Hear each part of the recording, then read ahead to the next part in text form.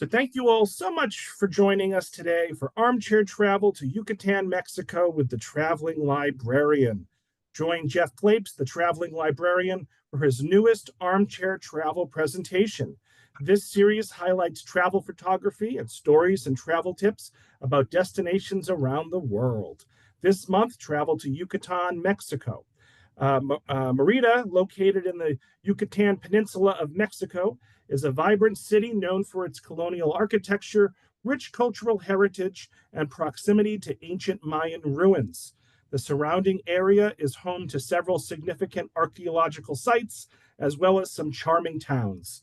And I'm not going to attempt to pronounce any of these. So Jeff is the retired head of reference services at the Lucius Beebe Memorial Library in Wakefield, and he's an avid traveler and photographer. And I again want to thank the Friends of the Library for sponsoring. So all 100 plus of us who are watching live and the hundreds who will watch the recording, let's give a big virtual round of applause to Jeff for joining us this afternoon. And Jeff, you can take it away. Thanks so much. Thanks for having me again. Welcome, everybody. I see actually there's somebody tuning in from the Yucatan. So welcome. I don't know if you're native or just visiting there, but I hope you'll chime in with comments or corrections if I say anything wrong. I'd be curious to know what your experiences are there. So as Robert said, do feel free to put anything in from into the chat or the Q&A as we go through. I'll try and keep an eye on questions or comments, but I'll stick around at the end of the program as well. With no further ado, I will dive in. Oh, I should share my screen. You might like that.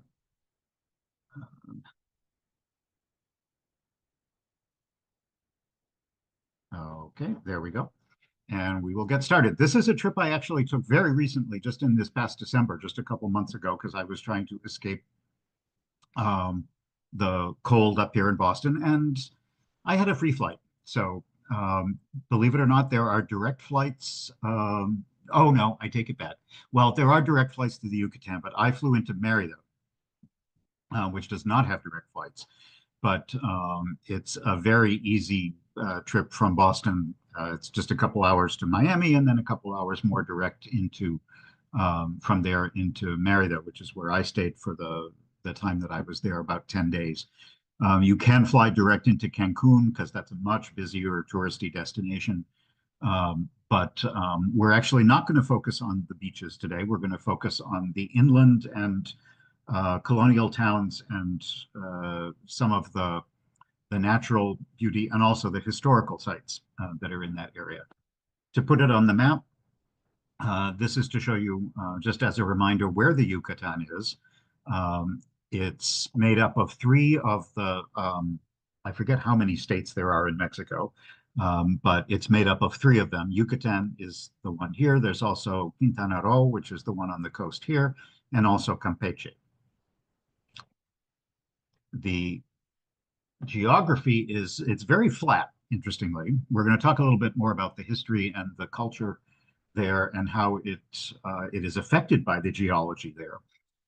Merida is the capital, which is where I stayed. It's not too far from the coast, but it is not on the coast. And with Massachusetts overlaid on top of it, it gives you a rough idea of the size. It isn't actually that big an area, so if you are interested in traveling around either by bus or renting a car or by taking the new train, which I'll talk about, it's not actually that big an area, and you can travel around it fairly easily. Most tourists tend to focus on the coastline along here, Cancun, Playa del Carmen, down to the Mexican ruins, the Mayan ruins rather, at Tulum. It's a very touristy area. It's mostly beach resorts and bars and that kind of thing, which is certainly very popular, and you might enjoy that, but I was going for a different reason. So that's why we're going to focus on other things. And you can see from a topographical map here that it really is, most of this peninsula is flat as a pancake. It's a limestone plateau that is not very high at all and doesn't really get high until you get to the hills and mountains down along the Pacific coast down here. And here you can see the area that I traveled around. Again, I stayed in Merida, which is a wonderful city that I'll show you shortly. It is convenient to the coast. You can easily get to the beaches along the north coast if you want. But it is also a very good base if you want to explore some of the Mayan ruins that are in the area and a number of the Spanish colonial towns that are inland. The name Yucatan for the peninsula, which the locals will joke about actually saying being you can tan. Obviously, that's a bad joke. But the name probably comes, they don't know exactly where the name comes from, but the most common theory is that when the Spanish arrived from Europe, Cortez and various other explorers, they asked the locals what the name of this place was. And because of the incomprehension between the two languages, the locals said something along the lines of, "We have no idea what you're talking about," which the Spanish interpreted as Yucatan or something close to it. Whether it makes a great story, whether it's true or not is hard to say. But you'll see a lot of the Spanish influence in the whole area, of course, as throughout most of Central America. I stayed in a really nice guest house in Merida, in a neighborhood called Santiago. This is called Casa Tres Colibríes, which is Spanish for the three hummingbirds. And it's an old family home, very typical of the neighborhood. $65 a night with a homemade breakfast and air conditioning. It was fantastic. Here is my delightful hostess, Giovanna, whose family house it is, and Danielle, who was a local guy who it's not her husband, it's a guy who works for her in there, taking care of the place, doing work around the house. And it's a delightful place for me to stay because I was one of the few guests there. I had almost the whole house to myself. And it was a very typical house of Merida. It was built around 1910. And back from the street, as most houses in these neighborhoods have, there's a facade that faces the street, but most of the house is hidden behind with terraces and open gardens and roof terraces. It was absolutely gorgeous. This was my room, very comfortable rooms, including some suites, which they, over time, Giovanna has done some renovations. And there are gardens, a swimming pool, plenty of places to just relax, even up on the roof where you can kind of get a view of the neighborhood. And it comes even complete with a local Chihuahua. His name was Zeus, if you can believe it, because he acted a lot bigger than he actually was. And I'm a sucker for any place that has a local dog to visit with. But it was a historic home, and it was kind of nice to stay in a place like that. The ceilings are very high, as you can see here, very typical of houses in Merida because it helps keep them cool. And I got a delicious local breakfast every morning, not to mention just being able to chat with Giovanna. She was raised both in Texas and in Merida, so she had a very interesting perspective on what it was like to grow up in the United States versus in Mexico, and to have a foot in both worlds. So it was very enjoyable to talk to her about her experiences in both places. Anyway, enough of that. It was a great place to stay. I highly recommend it if you ever go there. Outside of the historic center, most of Merida is quite low rise, and you can see a lot of these houses are very similar to the one that I stayed in. They all have those high ceilings, very pretty facade on the street, and gardens in the back. Most of the intersections, interestingly, were kind of cut off, angled at the corner, which is just the local style. And here are some photos of typical streets. It's a beautiful city, a mix of very humble houses or very elegant mansions back from the day when Merida was a very important economic center in the area, full of rich merchants. One thing that I noticed that's kind of fun as you wander around the city is in the old days when literacy was much lower than it is now, many of the streets, which are numbered, Merida has a grid pattern with streets numbered from east to west and north to south. Many of the intersection had signs instead of numbers and writing that related to some sort of landmark or connection to the street that would have been meaningful to people who didn't read. So you can still see a few of those throughout the city, in addition to the modern street signs that all refer to the numbers of the streets. The center of Merida is the Plaza Mayor, and very typical of colonial Spanish cities in Latin America. It's where the cathedral is located. This is La Catedral de San Ildefonso, and many of the other government buildings surround the central plaza. This particular cathedral was constructed very early in 1588 and was built out of a lot of the original Mayan stones that were in Mayan temples and other buildings that were built in the area. This is the interior, which has an unusual stone ceiling and a detail of the door, front door. And completely surrounding the Plaza Mayor are all the other important buildings in the city. The Palacio de Gobierno, which is from 1892, is the government building for the state of Yucatan. Inside, there's a beautiful public hall upstairs. You can tour these buildings freely. They're open to the public. And upstairs, there's an amazing ceremonial hall that has beautiful murals, mostly from the 1970s. They're pretty recent. And they were done by a local artist. And the subjects they all depict major events in the history of the Yucatan Peninsula. On the right, you can see City Hall. So as opposed to the state of Yucatan, this is the municipal building for the city in this beautiful pink stucco. And like many Mexican cities, there's a colorful name. The city has the name in colorful letters that you can stand in front of and take a selfie with a huge flag. This seems to be a very common thing throughout Latin America.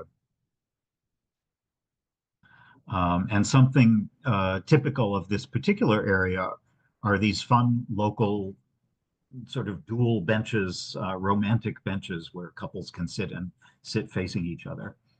It's kind of an interesting local quirk that's fun to see. On another side of the plaza is this old mansion from the 1540s, very early, called Casa Montejo. And originally it was built as a barracks for soldiers, but it was turned into a mansion for the Montejos family, the first of whom was a conquistador who founded the city and, of course, subjugated the locals. And his family was instrumental in the history of the city. You can see up close, if you look here, the facade is very elaborate and includes some kind of gruesome sculptures. Here is a conquistador standing on the heads of the locals, of the local Maya people, which is not terribly a nice thing to see, but it is the history of the area, for better or for worse. And you can tour this. It is now a museum, a free museum, in fact, where you can see some of the very elaborately decorated rooms from when it belonged to the Montejo family. Here's the dining room. One of the main salons. It's a very nice place to stop in. They even have a little cafe and a beautiful garden in the back off the busyness of the street where you can sit and have a drink. It's a fantastic city to explore if you like architecture and colonial architecture and also just general street life. This beautiful church, which is very close to the main square, was built in 1562, and it's all that's left of an old hospital, which filled the entire city block. The hospital has since disappeared, and this was, for a long time, this church was used as the main church, the main cathedral for Merida, while they were building the big cathedral. And thus it is the oldest church in the city. There's a lot of beautiful architecture downtown. This is the Grand Hotel. And right across the corner from it is another hotel. This is called the Mansion Merida Hotel, a beautiful 19th century mansion that now it's very chic, has only 14 suites and an elegant restaurant. And even if you don't stay there, you can stick your head in and wander around the interior courtyard where you can see the stairway and all the interior decorations and the magnificent courtyard in the middle that now houses their restaurant. This is very typical of the wealthy mansions that were built in Merida mostly in the 19th century. I'll talk a little bit about the economics of that period in a little bit. So throughout the city, there are these gorgeous 19th century buildings, and also a lot from the 20th century. Also, this Art Deco theater, which was built after World War II, in 1949, is only a block from the main square and still is one of the most popular and busy theaters in the city. There's even a lot of modern architecture. This is the Museo Palacio de Música, which opened in 2018, very recently. It's a music school and also a museum about the history of music in Mexico, so it's worth a visit for that. And the architecture is very dramatic, very distinctly modern, right in the center of this old city. It has this striking courtyard in the middle where you will see a lot of local students hanging around, playing music, and they have performances and so forth there. It's also a nice place to see lit up at night. And just wandering around the city, there's all kinds of stuff to see. It's a great place for walking tours, which you can do on your own, or you can also join a guided walking tour with a local who will take you to places that are of unique historical and architectural significance. This one is nothing in particular. I just happened to walk by it and I loved it. It looks kind of like a Jetsons space age house, and it was for sale. So if you're looking for cheap real estate in Mexico to retire to, you could maybe buy this and fix it up. Which is what someone else did at this house, which is much older. This was built in 1909 for a wealthy merchant back in that time period. It's called the Casa Morisca, meaning the Moorish house. And at one point, it served as the United States consulate in the city, but after a major renovation, it was bought by a private owner. It's not visitable. You can only see the outside. It's privately owned now, and got somewhere around 20, 25 rooms, and it was completely restored by the new owner. So and it's just in a neighborhood, kind of fun to walk by. All over the city, there are incredible colors. On the right here is a sort of boutique hotel in brilliant pink, and apparently they decided it wasn't pink enough, so they were painting it even brighter pink. And I noticed, I was kind of surprised throughout the whole city, there was a surprising number of paint shops. And after a while, it became obvious why, because they were constantly painting brilliant colors all over the buildings. Another lovely hotel entrance. This imposing building is the public university of Yucatan. Merida is a big university city, and this is the main one. Being a public librarian, I, of course, always have to visit the public library, and this was their central library in this ornate old building. Kind of frumpy on the inside. It looked like it could use a little renovation, but it had a very nice collection, and they did programs, had a little children's room. A nice place to visit. And just to give you a flavor of the architecture throughout the city, here are some examples of the variety of different kinds of houses. Even though most of them, as I mentioned at the beginning, most of them are of a particular type. They are usually about the same width, the same height. They're single-story buildings that go very back far from the street, and most of the life of the house is in the rear, which was open to the sky, had open courtyards and gardens and so forth. But there's a real wide variety of different time periods, different styles, different bright colors, different degrees of renovation. And if you just enjoy strolling around neighborhoods, it was an absolutely wonderful place to visit. One of the reasons why it's such a great place to visit is how safe Merida is. And I'm sure you've probably, if you follow the news at all, you've heard that there's different levels of crime in different parts of Mexico. And there are warnings about traveling in different places. And there are definitely parts of Mexico that you should probably avoid these days because they do have high levels of crime. Yucatan, fortunately, is not one of them. And in fact, Yucatan currently is considered, actually, from the US State Department, the safety rating for Yucatan is actually better than much of Western Europe. And you can travel very safely there, and you can stroll around Merida at all hours of the day or night without being particularly concerned at all. It has very low levels of crime. I felt perfectly safe walking around all by myself, even late at night.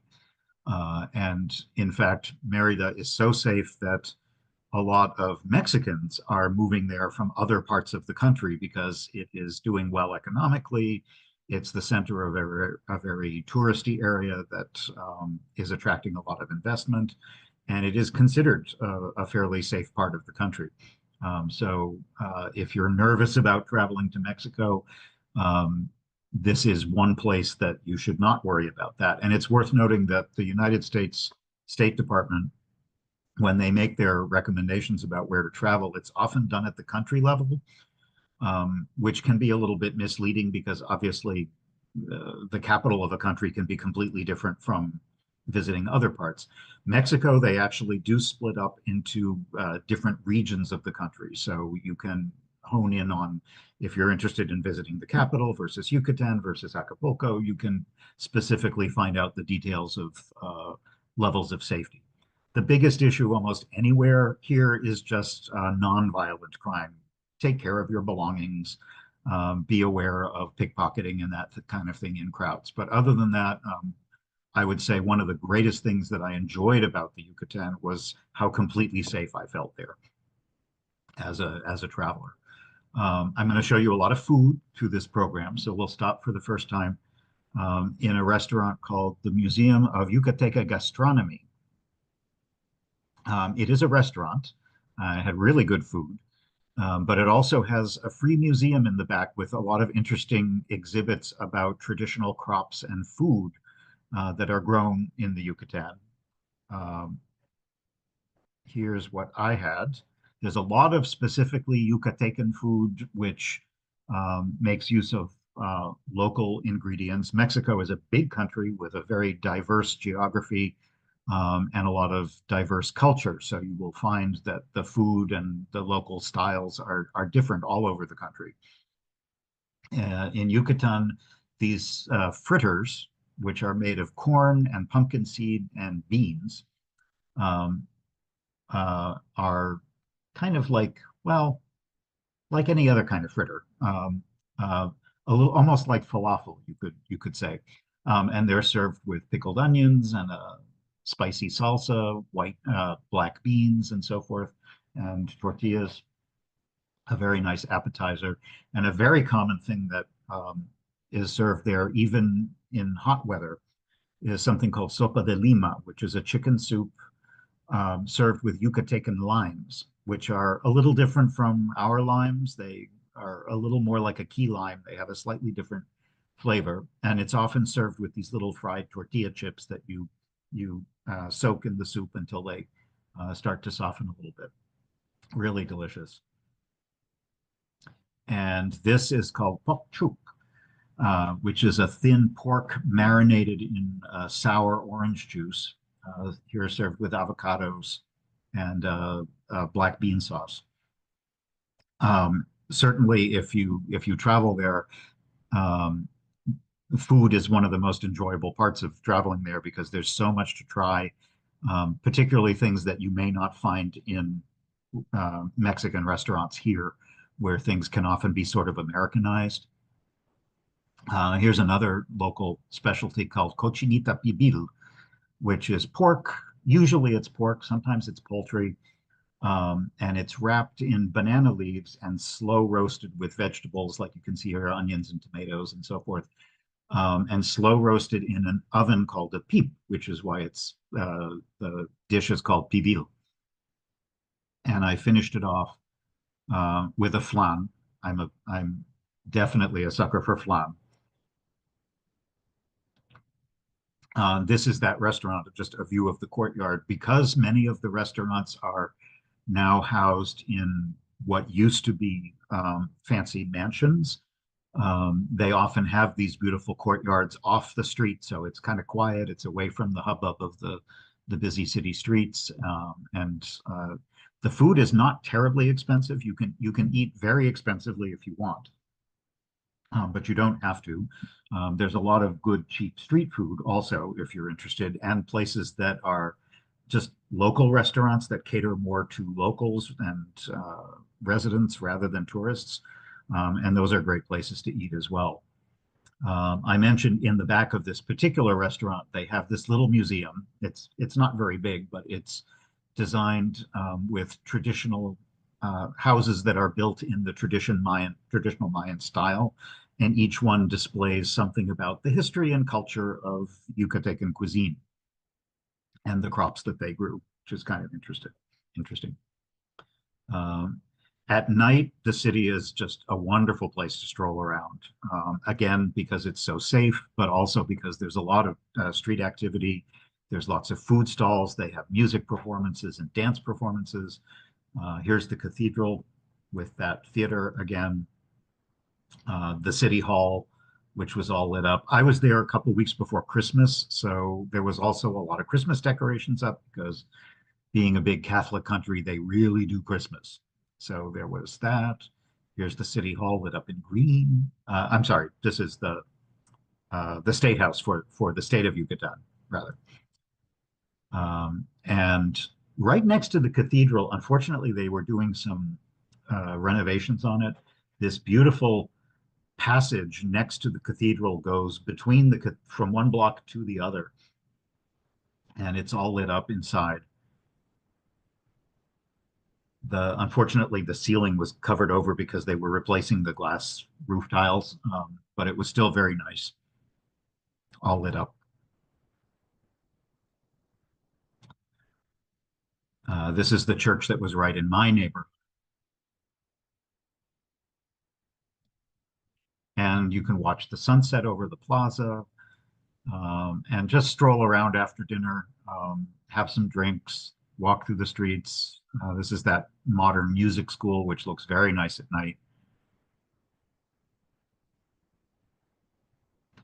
The university is lit up. On different nights, for some reason, the city hall changed color every night. Some nights it was green, some nights it was red. I think that was for Christmas. And the markets, which are busy all day long, really come alive at night. This is the main market area, which is just a couple of blocks away from the Plaza Mayor. And the markets are fun for tourists to stroll around, but they're really geared more towards locals, because this is where they would buy fruits and vegetables and food, all kinds of household goods, shoes, clothing, you name it. Because it was the Christmas season, there were carol singers all over the streets. Behind here on the left is a very pretty square with the Church of Our Lady of Guadalupe. Here it is inside. They were actually having services while I walked by. And the entire city was decorated for Christmas, almost every single public square. I even saw a whole bunch of locals, not just these two guys. There were a surprising number of local guys walking around in elf costumes all day long. There's a main drag, which I will talk about in a little bit, and show you what it looks like in the daytime. But it's a very wide public avenue that goes for almost a whole mile through part of the city, and it's completely lit up from one end to the other with where they decorated the street lights. Here's another boutique hotel. And of course, Feliz Navidad. Here's a young girl, a 15-year-old, celebrating her quinceañera, having her photos taken. I might point out, I don't know how you guys feel about it. I hate the Feliz Navidad song with an impassioned hatred. And I actually managed to go through 8 whole days in Mexico without hearing Feliz Navidad until the very last day. Um, but oh well. So it's kind of nice to be there at a time when the city was decked out a little bit more than normal. Um, if you're curious about the best times to travel there, it really depends. In Mexico, it depends a lot on which area because um, there's so much variation in the geography. In Yucatan, the best time to go is probably between December after hurricane season has passed. So like after Thanksgiving and through probably February and into March, which is the driest time of year when there's the least rain. It's still very hot there. I would say most of the time I was there, the temperature was in well into the 80s, but comfortable at night, not too hot at night. And also the humidity is lower at that time of year. Once you get into April, the rainy season starts, and it rains considerably more from April, May, through fall into October, November. So definitely the best time to be there is December through February, December into March, probably. Here's another restaurant I ate at called Chaya Maya, which is one of the best known restaurants. We're going to eat there a little bit later. Um, and this one, not too far away, is called Casa Maya, which has a funky interior. And a little bit more food to talk about. I had another bowl of sopa de lima because I liked it so much. And on the right is something called tic de venado, which is shredded meat served cold. Often it's pork. It can be beef or chicken, but more often than not, it's pork. And it's served along with things like tomatoes and avocado and onions and radishes and cilantro and tacos, which you can see here, but these are made not from corn or wheat. They're made from black beans. I also had a lot of mojitos. I'm a big fan of those. The big boulevard that I talked about, which is called Paseo de Montejo, named for that family I referred to earlier, where we visited their mansion. The founder of the city, Paseo de Montejo, was built in the late 19th century to kind of give the city a very European feel along the line of the Champs-Élysées in Paris. So it's a very long French-style boulevard that goes at least 2 or 3 kilometers from the center of the city to the outskirts. And on Sundays, they close it, or they close half of it, I should say, for pedestrians and cyclists, which is really nice because it fills full of people walking and cycling back and forth. And it's a wonderful place to stroll around, but also because there's a number of important museums and places to see there. It's lined with a lot of very stylish mansions that were built in the late 19th century for very wealthy residents. This one is called the Museo Palacio Canton, which unfortunately is closed for the moment. They're doing big renovations there for a while, and there's no word on when it's going to reopen. But it's the city's anthropological museum, and it's supposed to have fabulous collections.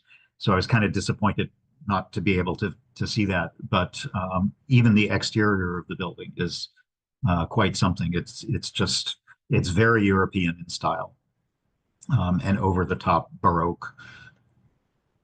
And there's a number of other mansions, some of which are still privately owned, and many of which have been turned into restaurants or boutique hotels. This particular one here is now a cultural center where they have art exhibitions. On the left is one that has been turned into a swanky restaurant. The orange one on the right is a branch of a bank, of all things, in a very Spanish colonial style. This one, I wondered what it was. It seemed open. You could wander into the garden, but there was no sign telling you what it was. So I kind of felt funny walking around. I asked it when I got back to my hotel. Um, and the host of my hotel said, "Oh, it's an insurance office, and you can wander in. They don't mind." But this is another one that used to be a mansion. This one you can actually visit. This is called Quinta Montes Molina, and is now a house museum that was built in 1902. One of the many wealthy families that became important in that time period, 120, 30, 50 years ago, during an economic boom due to the selling of something called henequen. Henequen is a type of, it's a plant, um, but it's also, we often call it sisal. It's a type of plant where they strip the plant, and it forms an extremely strong fiber that can be used in making ropes. And for a long time, it was an extremely important crop in the 19th century, both used locally and exported. So there were henequen plantations throughout the Yucatan, and the families, most of whom, of course, were from European stock. The families grew immensely wealthy from the henequen boom, and built these elaborate mansions in the city as well as haciendas out in the countryside. So they would have a city house and a country home. And But that's where most of their money came from. And this particular one is a nice house to visit to see a little bit about what that lifestyle was like. It's also important because it's full of the original furnishings, which isn't always the case for places like this. This is completely furnished because the people who lived in it up until like the 1980s left it as a house museum, and all their original furnishings are still there. In fact, in the kitchen, you can see there's a historical kitchen into the basement, but it was because it was lived in relatively recently, they had a fairly modern stove. Not only can you visit it as a museum, but it's now used for events and weddings and things like that. If you walk all the way up this street, you will come to a big intersection, sort of a big roundabout that has a Monumento a la Patria, which was constructed after World War II to commemorate Mexican history, and in particular, Yucatecan history and pride in the local culture. So it definitely looks post-World War II. But it's a fairly dramatic monument. It has a fountain in the middle that wasn't working when I was there. Walking down the other side of the street, here's a number of other mansions. This one could use some renovation. These were actually relatively new apartments that were built in a Moorish style, even though they look like they're hundreds of years old. And there's modern stuff, trendy cafes. I liked that you could get both Korean grill and ice cream in the same place. And another place that's well worth a visit is another house museum called Las Casas Gemelas, which is twin mansions. There's actually two built right next to each other for two brothers. These were built around 1910 in the Beaux-Arts style. If you visited any of the Newport mansions down in Rhode Island, they definitely have that style to them and are about the same size. You can see here they're identical and right next door to each other, one for each brother. The one on the right is still privately owned by the family, but the left one has been turned into a museum, which you can now visit and see, again, in the style of the Newport mansions, what it was like to live as an extremely wealthy family in Merida 100 years ago. And again, like the other house I showed you, most of it has the original furnishings from the family. There's an amazing stained glass dome over the central hall, and the whole style of the mansion is very French.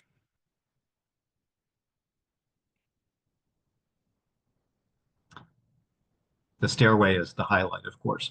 And it's kind of funny because you might think this was a big wealthy family full of all kinds of people, but at the end, late in the 20th century, there were only two sisters living here, all by themselves in this humongous house, far outnumbered by the staff that had to take care of it. Here's the billiard room, and on the right, an interesting early phone that linked. You can see kind of at the top, there's this little switch that swung back and forth from left to right. This phone was it wasn't connected to a phone system in the country. All it connected was the houses that were outside of the city. There were two haciendas that this family owned in the countryside. And depending on which way you flipped that switch, you could talk to either one or the other of the haciendas. That's all it did. But it was fairly advanced technology for its time. The dining room with this monumental chandelier, and the kitchens again down in the basement. Although the basement for many of these mansions wasn't completely underground. It was built partially underground, but with enough windows. This is a very tropical climate, of course, so it gets hot, particularly in a kitchen where you're cooking food. So having an easy way to air out with cross ventilation was very important in the way the buildings were designed. Merida never really had protective walls like some other cities that were built by the Spanish as colonial centers. They had thought about it at some point, but it never happened. However, there are a few gates, these arched gates that still remain in the areas where the walls would have been built, and you can run into them every now and then as you walk around. There's a beautiful old train station, which has been, there are no trains here anymore, unfortunately. But the train station has been turned into a beautiful new, kind of like an arts exhibition center.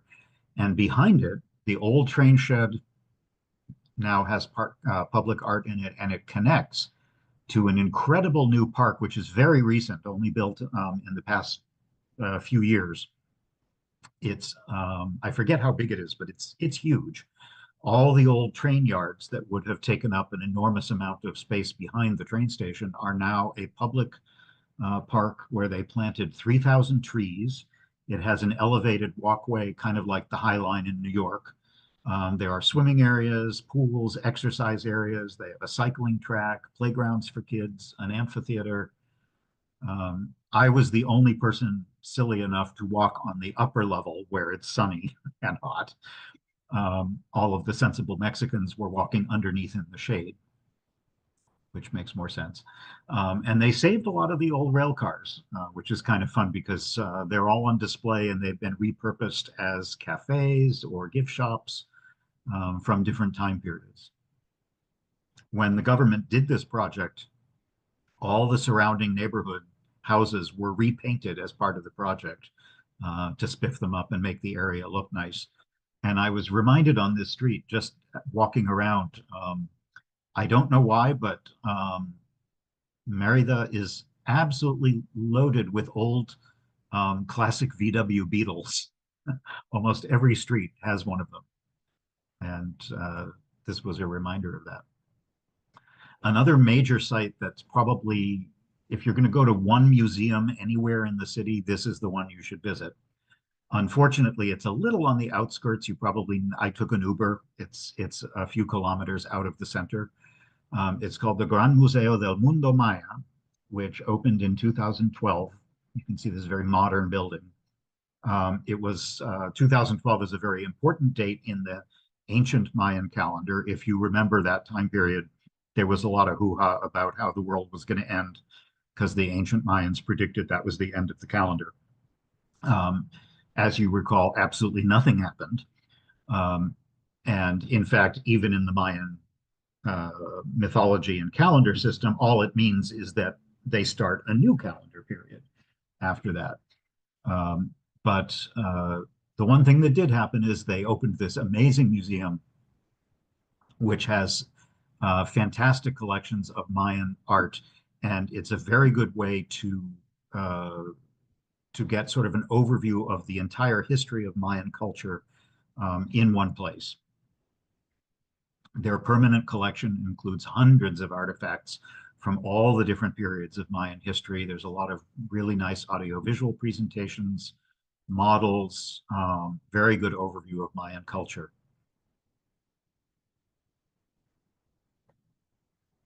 And especially if you don't have a chance to go visit some of the actual ruins, this is a good way to get a feel for the history of the area.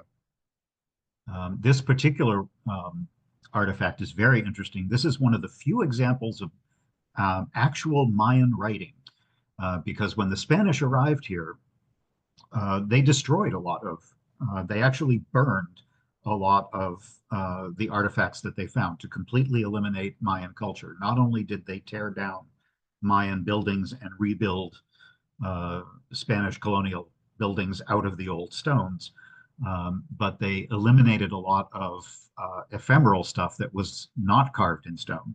So unfortunately, a lot of original documents that would have been terribly important for historians and archaeologists disappeared, which is a shame.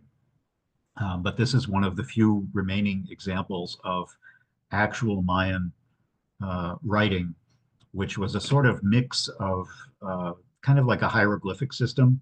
They even had a numerical system, which you can see here. A line meant 5 and a dot meant a single number. So this would refer to the down here where you see a line with 4 dots above it is the number 9. 5 plus 4. 5 and 5 is 10, and so forth. So dates and historical numbers, once they interpreted this system, they were able to glean a lot of information from the documents. And when I show you some archaeological ruins, you will see that a lot of this style is duplicated on the carved in stone on the side of the Mayan ruins that still exist. I should talk a little bit about Mayan culture today also, because it still exists. There are still today in Central America, there are about 6 million Mayan people, ethnically Mayan. The vast majority of them live in the Yucatan. There's a few in other parts of Mexico and also in Guatemala and Honduras, the areas that were historically Mayan. And there are a number of them even in the United States. Unfortunately, not too many of them still speak Mayan, but the language exists. And I wanted to show you here. This is an example of a sign in the museum that explains on the left in Spanish, and on the right you can see the equivalent in Maya, which looks like it's from another planet, because of course it has absolutely no connection to any kind of European language. It's a local indigenous language. And it's still spoken. Daniela, who was the guy who worked at the guest house that I stayed at, is Mayan, and he speaks a Mayan dialect, and he made a feeble attempt every morning at breakfast to teach me a couple of words, and it was useless because I don't remember any of them.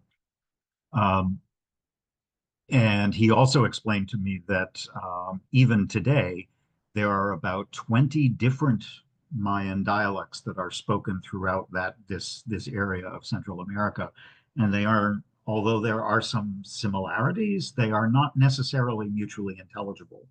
And part of that is because historically they could be quite isolated from one another. So they develop differently. And interestingly, even in Yucatan, Mayan is not taught in schools. And there they are most likely, students are most likely to obviously learn Spanish, Spanish grammar and language, and also English, which is obviously very useful. But Mayan is mostly learned at home if you come from a family that has that background. Here's another, this is a carving of a jaguar.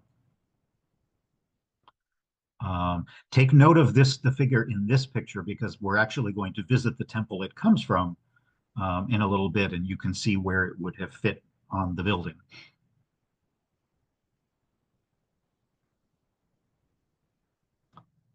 This is also an illustration of a frieze that would have been on a Mayan temple. This particular one depicts a Mayan ruler carrying the cut off head of a ball player. We're going to talk about that in a little bit too. The Mayans were a particularly gruesome culture in many ways. And this also is an opportunity to point out that the ruins that you will see, which are just stone, carved limestone, would have originally been painted, much like ruins in ancient Greece and Rome, which are now mostly just plain white marble. They were also originally painted when they were first built. And that was true of the Mayans as well.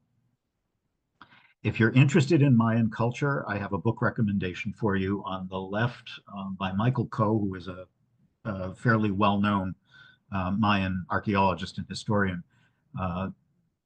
His book on the Mayan is I found a particularly readable, it's a textbook, but it's very accessible for the layperson. And if you want kind of an overview of the history and the different, the culture, the religion, the calendar system, and so forth, it's very readable, I think, if you're interested in pursuing it further. The reclining figure on the right that has kind of a plate, holding a plate on his stomach, is called a Uxmal figure. And you will find those in a number of different places in Central America. It was a standard design that was depicted as a figure that would hold some kind of sacrificial offering on the plate that he holds on his stomach. Sometimes a human offering, human sacrifice. Another book that's worth making reference to this is a very early edition of a book by an American named John Lloyd Stevens, who traveled through this part of Central America in the 1840s with a British guy named Frederick Catherwood. And they were among the earliest non-locals to explore the ruins. Obviously, the ruins were well known. They weren't a big secret. The locals had known about them for centuries, even though they might be overgrown. But they really hadn't been documented in a professional way by historians and archaeologists. And these guys were among the first to do that. Stevens was the writer, and Frederick Catherwood, the Brit, was an illustrator. And their book together was a huge bestseller in the 19th century. And this is, you can actually read it. There's part of the museum also has contemporary exhibits as well, temporary exhibitions. This one showed a lot of folk art from contemporary artists that are working in the Yucatan today, which was also very interesting to see. These amazingly decorated gourds. The larger one, to give you an idea of size, it's about the size of a basketball, and they're covered with gold.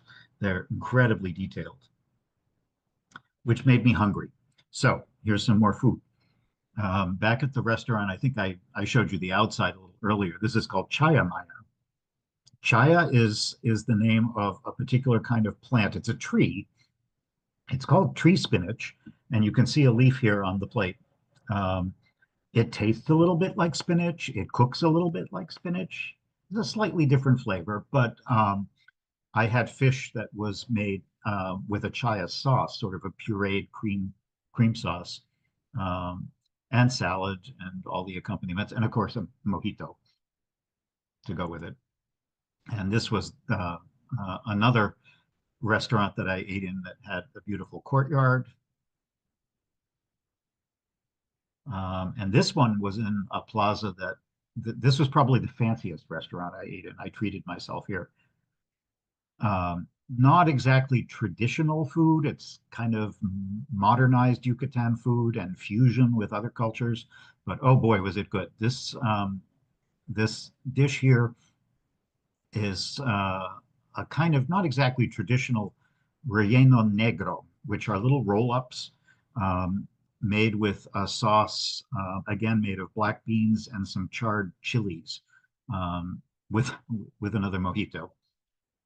And it looked out onto a really nice plaza that had music going on.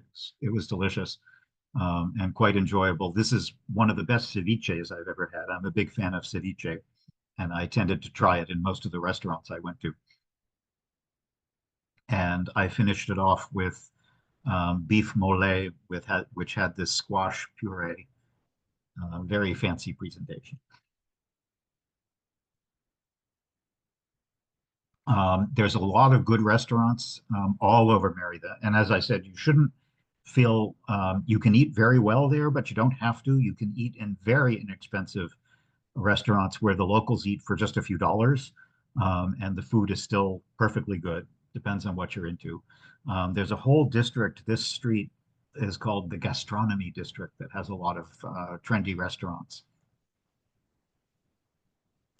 Back in the shopping area, here's block after block of market stalls, cheap places to eat. There's a lot of very fancy boutique shops, trendy upscale places, and then the local places that just sell street food, traditional crafts for tourists. A lot of ceramics is very popular in Merida. This building with this beautiful balcony is in what used to be the post office, and they've turned it into a museum of the history of the city, which is well worth it for the air conditioning and also for their exhibits. It's also free, which makes it a nice diversion for an hour or so. They have some really good exhibits on the founding of the city, the growth of the city over time, pre-Columbian, pre-Spanish, right up until the modern period. And they also had some nice contemporary exhibits of local artists.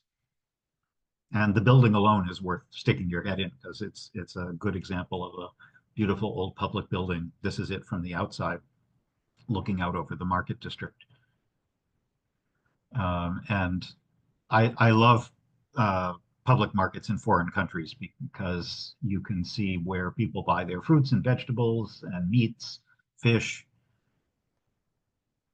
also clothing, not to mention cheap knockoffs of international brands like Tommy Halfmaker. Um, some parts of it are not for the squeamish. This is the meat section.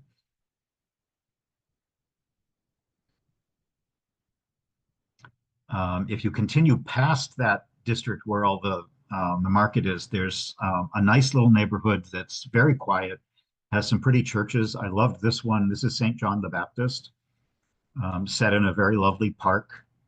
And inside, it has a very typical ceiling that is common in Yucatan church architecture with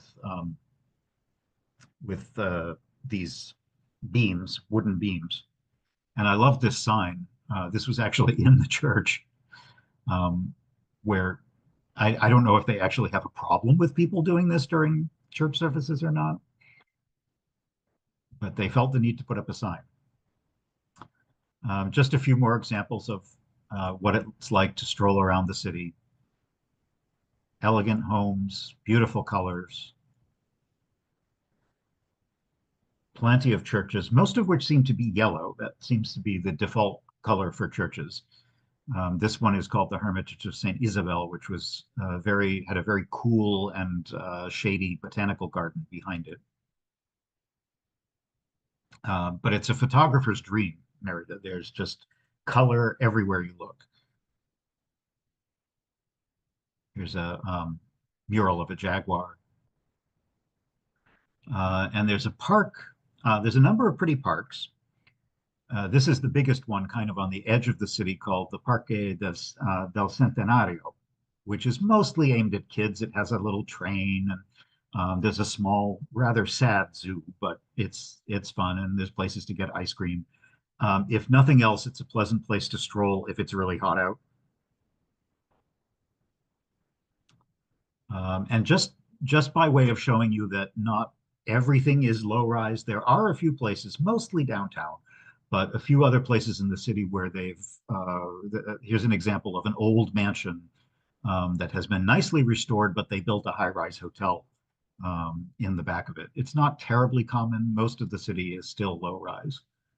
And also just to show you that not everything has been completely gentrified. There are plenty of places that still look like this and could use a little fixing up. I'm still hungry, so here's another restaurant. Um, this was probably the most delicious beet soup, cream of beet soup I have ever had in my life. I don't know what spices they had in it, but I loved it. And this is a local specialty called Lomitos de Valladolid, which we're actually going to go to Valladolid. It's a town a couple hours away. We're going to visit it shortly. This is pork, which is in a sort of garlicky tomato sauce. Just a hint of spice, but not too spicy if you don't like spicy. Very delicious. And I foolishly ordered a meringue cake for dessert, which could easily have served 2 to 3 people. But I took one for the team and ate the whole thing. Okay, we've covered the city. I need to take you out of the city. I'm not going to go into too much detail about the history of the Maya, but I need to give you a little background, an overview. Again, we're up here in the northern part of the flat part of the Yucatan Peninsula. And you've probably heard of several different empires that were in Central America at different points. The Maya were mostly in what is now Yucatan and southern Mexico, also Belize, the modern country of Guatemala, and a little bit into Honduras and El Salvador. That was the focus. It started mostly in the south, in the highlands, which is very mountainous, and then slowly over time moved up into the flat lowlands. The other places that you've probably heard of, cultures that you've heard of, are the original Toltec, the Olmecs. That was the culture that had the big heads that they found in the jungle, and eventually the Aztecs, which were much later and were much more in the north, around where the modern capital of Mexico City is located. And there was some overlap with all of these different cultures, but the Maya were probably the longest lived. They went back quite early, a couple of millennia BC, but much of the ruins that you are likely to visit today, that you can still see as an archaeological site, were later. Most of those were in the modern AD period, from about 300 BC at the earliest up to about 900 AD, when the supposed collapse of the Mayan civilization occurred. And that's a hotly contested question in archaeology, because the Mayan culture continued for quite a bit after its supposed collapse. It didn't collapse all at once, and it's not really clear. Nobody really knows what happened to the Mayans. It was probably no one factor. It was a mix of wars between different city-states. It was probably affected by climate change. There were some definitely very big and long-lasting drought periods, which would have affected the climate and the availability of water and the growing of crops. So nobody really knows. And that's something that over time, archaeologists will learn more and more, and hopefully learn a little bit more about that. But something that I think is important to emphasize is that the Maya were not really an empire the way they are often referred to. They were more a collection of independent city-states that were culturally very similar and traded with each other, fought with each other, took over each other, but they were not a centralized empire the way some other cultures were, like the Aztecs later. So that's the 60-second history of the Mayans. Another excellent book that I would recommend, I talked earlier about those two guys, the American and the British guy who uh, wandered around and explored in the 19th century. If you can read their actual book, if you want to read the 19th century chronicle, but I found even more interesting is a much more recent book, came out maybe 10 years ago, called Jungle of Stone, which is a book about um, their explorations. If you like Indiana Jones, or if you read, there was a really good book called The Lost City of Z, which came out a few years ago as well, that was about the exploration of the Amazon. If you like that kind of archaeological adventure story, you'll love this. And it talks about their explorations. It also includes a lot of reproductions of Catherwood's drawings. This is a good example of his very detailed illustrations. This is the main temple at Chichen Itza. So it's a really fun read. If you want to travel around the Yucatan, there is, literally as of this past fall, it finally opened. The Tren Maya opened, I think, in October or November, and is a high-speed rail system that goes all the way around the Yucatan and connects the major cities, and connects the major archaeological sites, including Cancun, Tulum, Merida, all the way to Palenque. Um, and it's a good way of getting around if you are interested in traveling quickly and comfortably. It's not terribly expensive.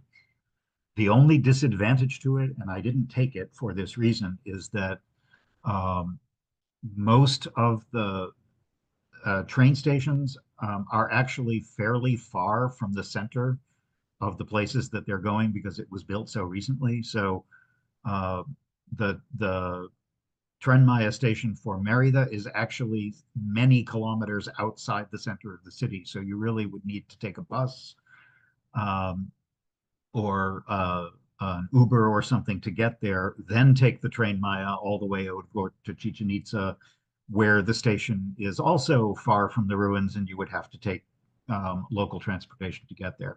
So it's great, and at the same time not entirely convenient. Um, but it is certainly a good new infrastructure for helping tourism in the area. The big site, by far the biggest site and the most visited, is Chichen Itza. Um, the Itza people did not actually arrive here until about the 12th century. So this is actually a much later site in the long history of Mayan culture. And architecturally, it seems to have been significantly influenced by the Toltec culture, which was up the coast to the north. You really can't go to the Yucatan and not see Chichen Itza, but it is very popular and very crowded and very touristy. So just be aware of that. It's still worth the visit.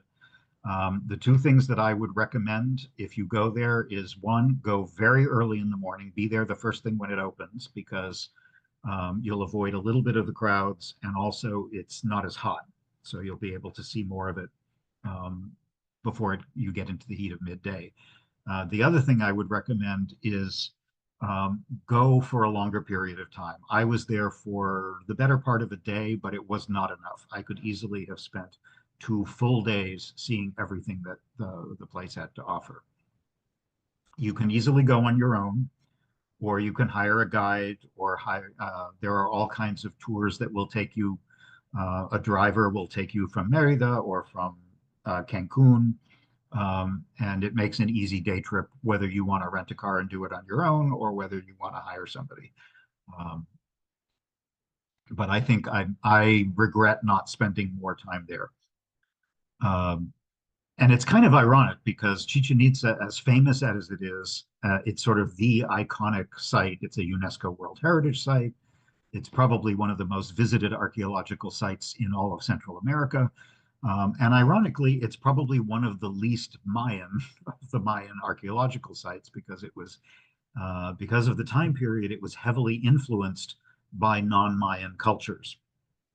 The big site, the biggest building in in the complex is called El Castillo, the castle. It's the tallest building in Chichen Itza, about 80 feet high. And it really is incredibly imposing. It's an amazing site. It's a typical four-sided pyramid with a temple on the top, and it has stairways with multiple levels. Most of the sites that you see, certainly in Chichen Itza and a lot of the other archaeological sites, you can no longer climb the temples. And that's actually a good thing. You might be disappointed, but the good thing is it means you can do some great photography without having tourists climbing all over it. And of course, it was done mainly to protect the monuments because these are all made of limestone, and limestone is a fairly soft stone. So with literally thousands and thousands of people climbing up and down, it can over time damage them. So I think it was a good decision to reduce the traffic on them. You probably also know that the Mayan culture was very advanced in terms of mathematics and also astronomy. So many of the pyramids that you see, like this one, were aligned astronomically with for the solstice or the equinox, which were important parts of their calendar system.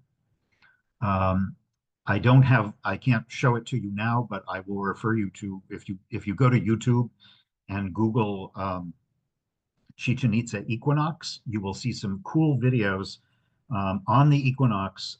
The shadow of the sun comes down and makes a sort of snake-like shadow all the way down.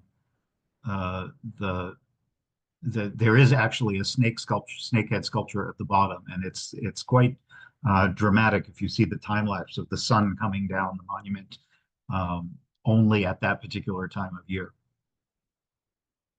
Chichen Itza is not as highly decorated as some of the other archaeological sites, again, because of the time period, but it still has some very impressive carvings, typical of Mayan style. Here's one of the smaller temples.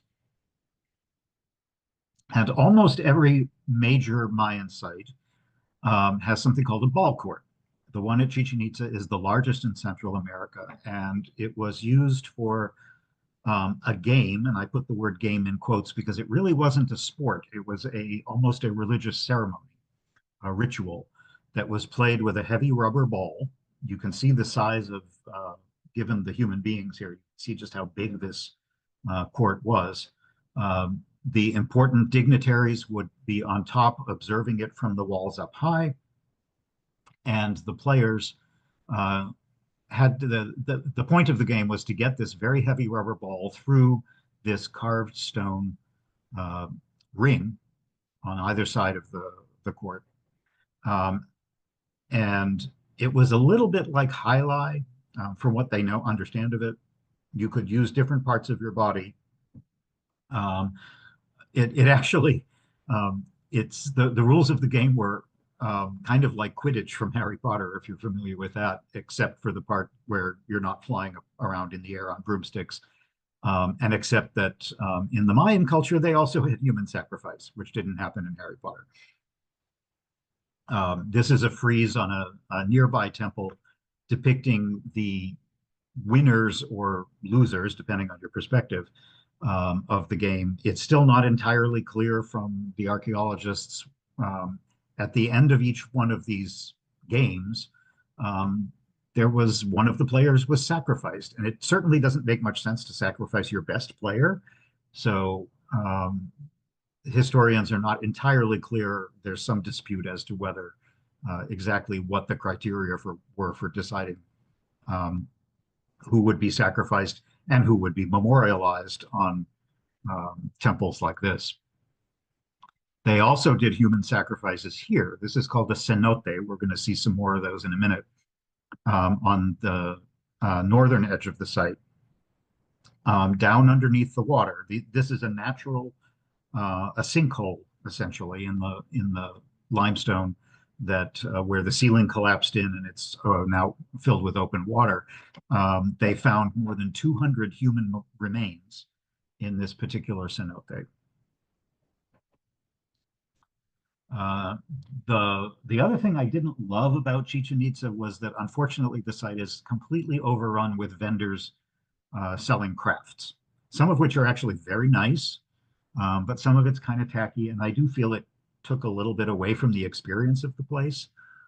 Although, of course, in history, back in historical times, Chichen Itza was a very busy place with hundreds of people walking around. It was not a city in the modern sense. Here is another temple called the Temple of Warriors, with jaguar sculptures up on the top. And an area called the Temple of the Thousand Columns. There aren't actually 1,000, but it seems almost like that. Probably it had some sort of roof that was not made of stone, so it didn't survive. And these columns, not all of them, but many of them are actually carved with depictions of individual warriors with individual facial features. So this whole complex that you visit in Chichen Itza now was really more of a ceremonial place. It's where the leaders of the culture lived. It's where the governing dignitaries lived. It's where the religious leaders lived. And it's where the temples where ceremonies took place were. But ordinary Mayan people did not live here. They lived on the outskirts, which extended extensively throughout the surrounding area. And most of those places have disappeared into the jungle because they were not made of stone. They were made of mud brick with thatched roofs, which did not survive centuries and centuries of tropical jungle.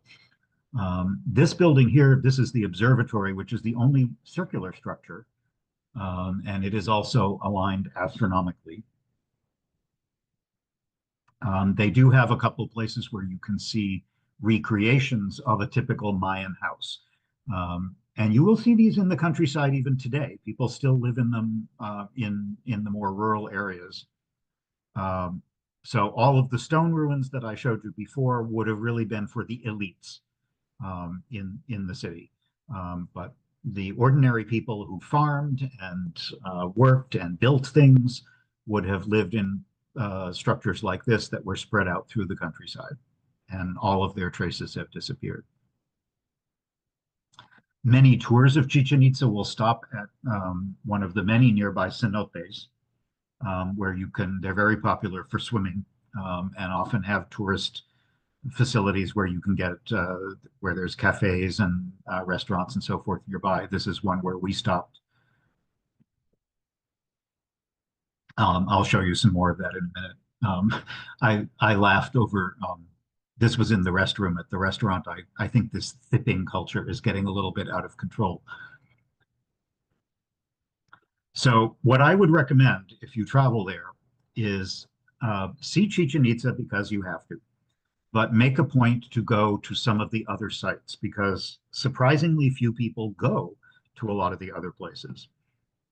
And the one that I enjoyed the best was called Uxmal, which is also very close to Merida, only barely an hour away, and has no vendors selling tourist stuff, and had almost no tourists. We had the place almost completely to ourselves. It has even certainly as imposing and impressive monuments as well as really incredible decorations. Uxmal in the ancient language means built 3 times, meaning that over its long history, there was an early Uxmal, and then it was completely redone, and they built more stuff on top of it, and then they did it again.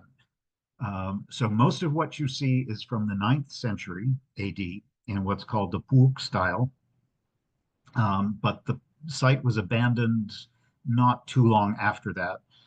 The highlight is actually the very first thing when you walk into the site is called the Pyramid of the Magician, which is unusual in that it has a very elliptical base rather than the 4-sided pyramid.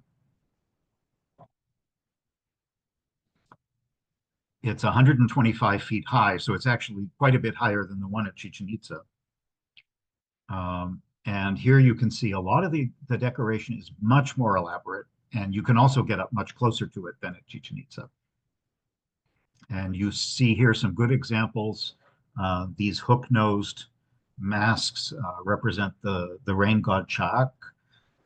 If you buy a decent guidebook, you can learn a lot about this. Even better is to hire a local Mayan guide who can explain to you a lot of the iconography that you'll see and what the buildings were used for.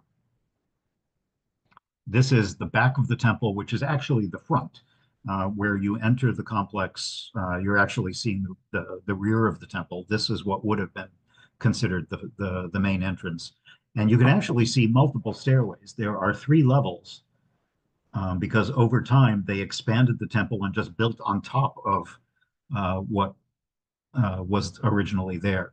At the very top, it's hard to see from here, but that depicts the mouth of a monster. You can't really, it's kind of hard to see unless you're really close up.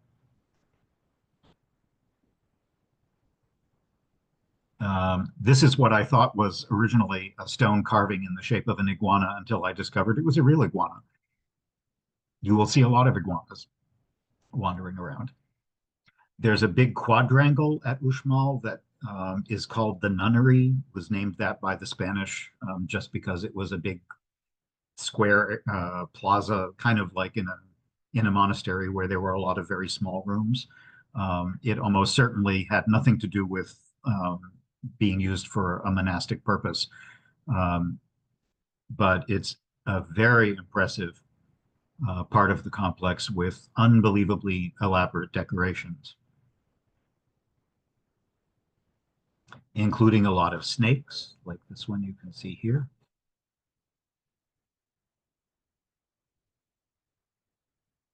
And although it isn't a nunnery, there were nuns. I thought these were the most picturesque nuns, just strolling around the jungle. And of course, Uxmal also had its own ball court, like most Mayan cities. Uxmal is much smaller than the one at Chichen Itza, but it's the same arrangement, and it was used for the same purpose and has the same kind of ring goal. There are many different temples throughout the complex. This one was called the Dovecote, not because it actually kept doves or pigeons here, but just because it looks like that. It has these intricate pyramids with holes. And this is what's called the Great Pyramid at Uxmal, typical of the Puuc style in that it was built on top of an enormous artificial platform. They built a huge mound on top of which, of earth, on top of which they built the temple. And then on the top of that, they built buildings on top of the stairways. And it has all kinds of intricate decorations. There's a small temple called the House of the Turtles, because there are life-size turtles carvings all the way around the building. And your reward, if you climb all the way to the top, is this spectacular view out over the jungle. Bear in mind that Yucatan is flat as a pancake. So if you get up high enough, you can see for miles in every direction over the jungle. And this is the pyramid that we saw a few minutes ago, the oval-shaped one, rising up above the foliage. Here is the exact same view drawn by Catherwood in the 1840s. So you can see that big nunnery complex, so-called, along with the temple when they first encountered it in the jungle over 150 years ago. There's also a building called the Governor's Palace at the top, which is on an even larger platform with just mind-bogglingly intricate carvings that are nothing like anything you've seen in other cultures. If you've traveled around the world and seen archaeological sites, it's kind of fun to see something that's just different. This looks nothing like what you see in Asia. It looks nothing like what you see in Europe. It's uniquely American, and it's kind of fun to see that. This is a throne with a double-headed jaguar and a view of the entire complex. This is actually a slightly different complex, a little bit south of Uxmal, which you can often see them together since they're so close. It's called Kaba, and was connected by an elevated road through the jungle. Here you can actually climb. Very few people visit this place, so you're able to explore it without all the crowds. And it is still an active archaeological zone, so there's a lot that they're still excavating. You remember earlier when I showed you in the museum that figure, this is where he's from. This particular building is once had 7 of these much larger than life-size human sculptures along the top frieze. So one of them is in the museum and the rest of them are still on site.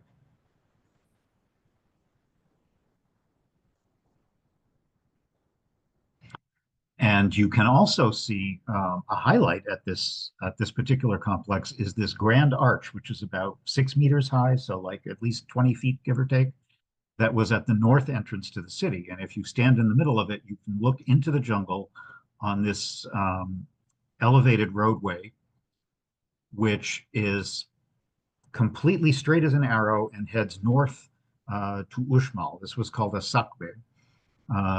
And connected, you could probably, it would easily have been on foot. You could move between the cities in a matter of a few hours. It was a way to get from one place to another.